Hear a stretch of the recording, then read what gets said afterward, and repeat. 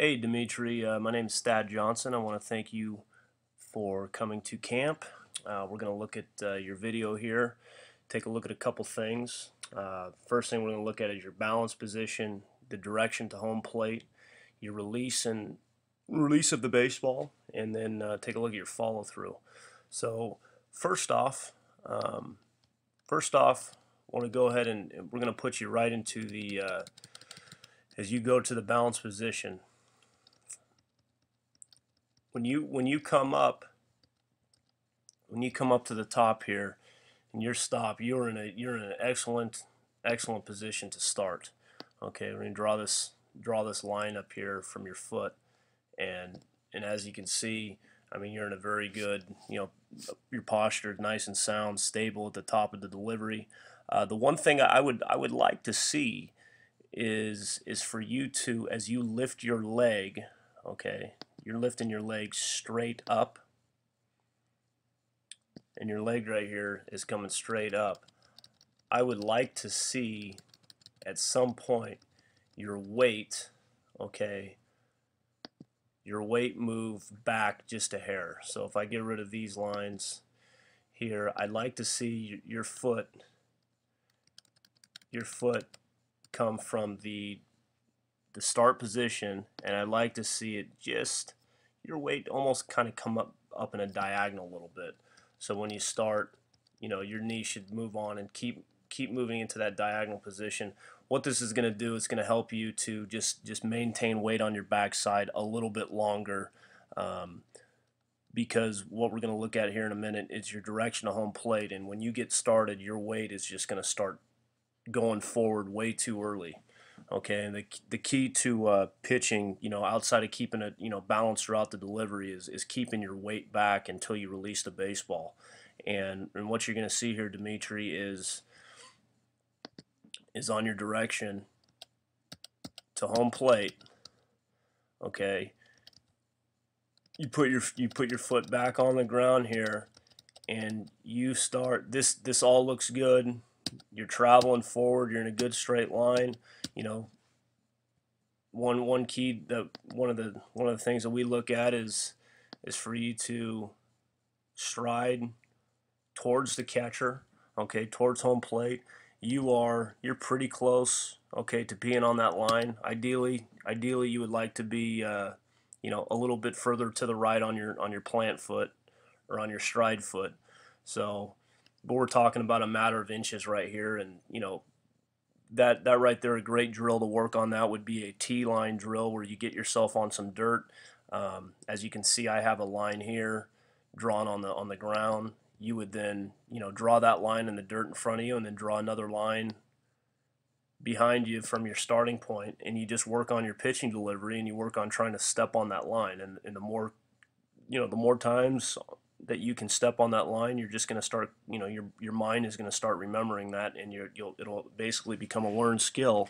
And the more times you step towards home plate on your throws, or towards a target, I mean, you could work on this drill if you were a shortstop or if you were an outfielder. Stepping towards your target is very, very important. So, a T-line drill in the dirt is something that will give you immediate feedback, because you have a line right there in front of you, and when you stride and throw, you can see if you're stepping towards your target or not. So with your direction, okay, go back to the direction of your body on your pitch. When you start to move forward, you want to keep your weight, and at the point that you have begun going towards home plate, your weight is in a pretty good position. It's back, and then right about here, you start to jump, and you jump out over your front leg. So right here, your foot lands, and if you look at your body in this position right here, the majority of your weight is on, okay, this front side. It's on this front side. I mean, that leg right there and that knee being bent is showing us, okay, this knee being bent right here is showing that when you landed, all your weight being on your front side, it already starts to break down.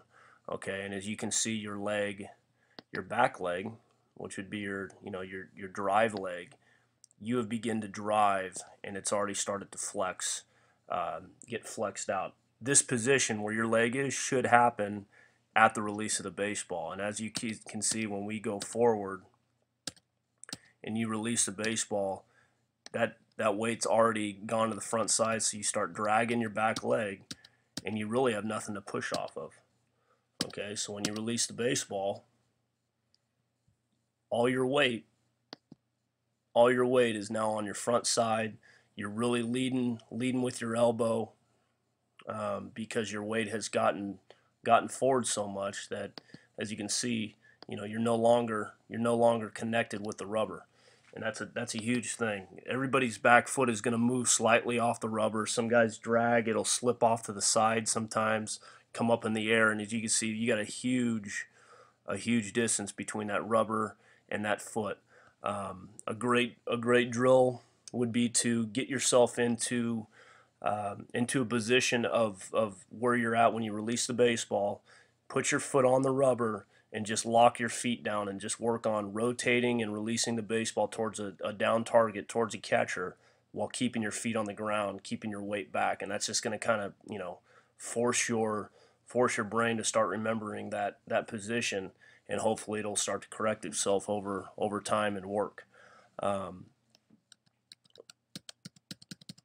So we'll back up here. Your balance, your direction's pretty good towards home plate. We just talked about the weight issue. Getting your weight back. That's a way you create power. Okay, and it's not jumping off the rubber. Once your foot lands into this position, the majority of your weight should be on that back foot, so you can drive the baseball towards home plate. Okay. Talk about the next area of release. When you release the baseball, you want to be leading with the hand. Okay, you want to be leading with the hand. You want the fingers on the top back side of the baseball. And if you look right here, actually, I believe if we can zoom in. I don't know if we can. But if you look right here and just look right through this circle right here, and you start talking about your fingers being on top or below the baseball, which has everything to do with consistently throwing the ball downhill. You're about ready to release, and your fingers are underneath the ball. And if I were to ask you a question on where this baseball looks like it has a chance to go, the only answer is up. Okay. And obviously being a pitcher and being a successful pitcher, the majority of your throws towards home plate should be downhill, going down, and if you're going to put yourself in a tough position by releasing the baseball like this every single time, to throw the ball down with consistency. So that's definitely one thing that you need to consider, and really with that's just practicing. If your weight gets back, Dimitri, if your weight stays back, you are going to be, this will almost self-correct itself. Okay, it'll correct itself because your body's going to be back on your back leg. It's going to lengthen your arm out at release. And your baseball, as your arm lengthens out, your fingers will then travel to the top of the ball, and you'll start seeing a little bit more consistent downhill throws because of your hand. We talk about your follow through, and again, if you look at your hand at release of the ball right in this position, you want to be fully extended. Your arm should be, you should have some length on your arm right here and get that ball out to the front. And because your weight's forward, you're basically speeding up your delivery, and everything's happening too fast. You're not able to get extension through the ball. As you see, after you release, you look at your arm, you still have a slight bend in your elbow, and it never really lengthens out. Okay. If we were to play video here in a little bit, we're gonna play it out here, and I want you to watch. And as you can see, after you release the baseball, you kind of have it's just sort of a, it's not really a powerful finish. If I were to say is it a powerful finish or not, I would have to say no. And again, the follow through, you're kind of walking through your follow through because your weight has gotten so far forward that you can't really drive off the rubber at release, and it really prevents you from just really getting through the baseball and driving the baseball downhill towards your catcher. A great drill to kind of something that you should probably consider doing on a daily basis would be throwing the ball on an uphill slant, which, and the easiest way to do this would be find a pitching mound and throw off of it backwards. When you start to get your weight back, you're going to start feeling yourself power through the delivery, okay? And if your weight stays back when your front foot lands and hits the ground, you're going to be able to withstand that slope. You're going to be able to drive through that uphill slant a lot easier than if your weight gets forward. You're going to feel like you're really running into the hill. Okay, you're really going to feel like you're running into an uphill, and it's going to feel like it's real tough for you to throw the ball, level, or throw the ball down when you're throwing uphill if your weight gets forward, because you have no backside to drive through the pitch. Okay?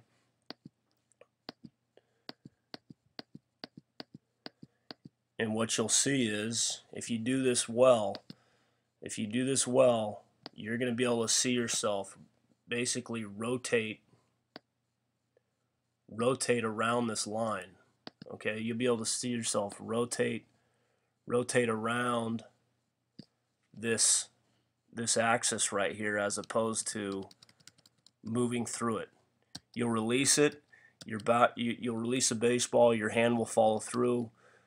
You'll get all the way through, and you won't move past this line. You'll just stay right around it, and you'll be able to maintain the balance throughout the delivery. I hope, Dimitri, I hope you had fun at camp, and we look forward to seeing you again.